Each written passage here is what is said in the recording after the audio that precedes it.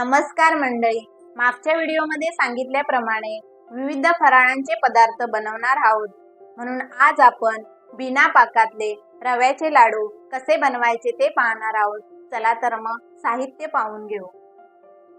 इथे आपण 2 वाटी रवा, 1 वाटी पिठी साखर, अर्धी वाटी तूप आणि हे तूप वितळून घेतलेले आहे, वेलची पावडर, मनुके आणि चारोळी।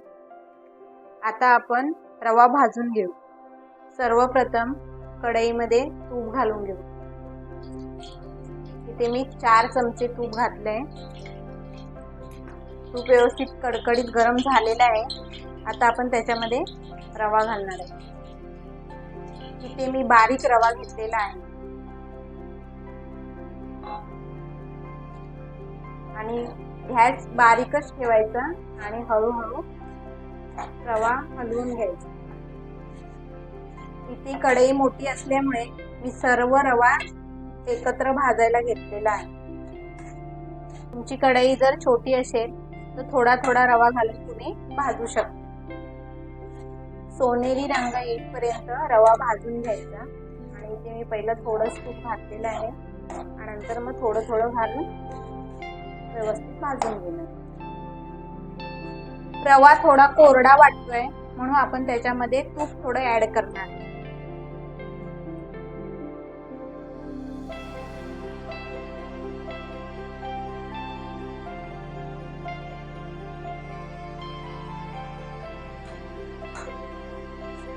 व्यवस्थित मिक्स करून घ्यायचं। पूर्ण रवा भाजायला 10 ते 15 मिनिटं लागलेली आहे। आता आपला रवा इथे भाजून झालेला आहे। आपण गॅस बंद केलेला आहे। आता आपण त्याच्यामध्ये वेलची घालू। 1 चमचा मी वेलची घातली आणि आता त्याच्यामध्ये पिठी साखर घालू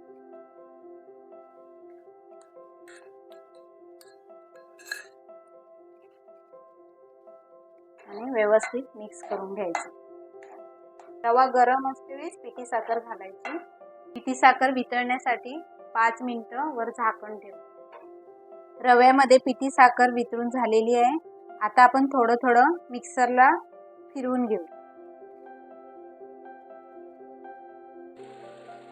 मिक्सरला फिरवून झालेला आहे। आता आपण त्याला काढून घेऊ आणि अशा प्रकारे सर्व सारण मिक्सरला फिरवून घेऊ।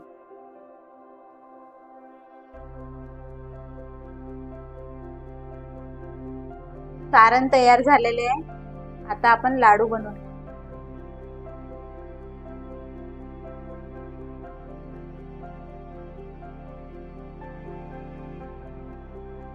त्याच्यावरती 1 चारोळी आणि 1 मनुके।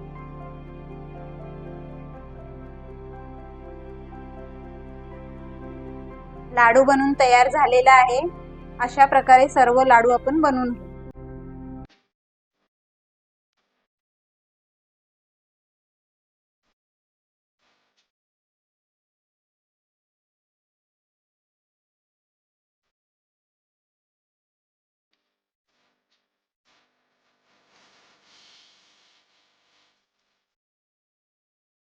दूध आणि पाणी न वापरता खमंग असे रव्याचे लाडू तयार झालेले आहेत। तुम्हाला जर रेसिपी आवडली असेल तर व्हिडिओला लाईक करा, शेअर करा आणि जर माझ्या चॅनलवर नवीन असाल तर माझ्या चॅनलला सबस्क्राईब करा। चला तर मग पुढच्या व्हिडिओमध्ये भेटू।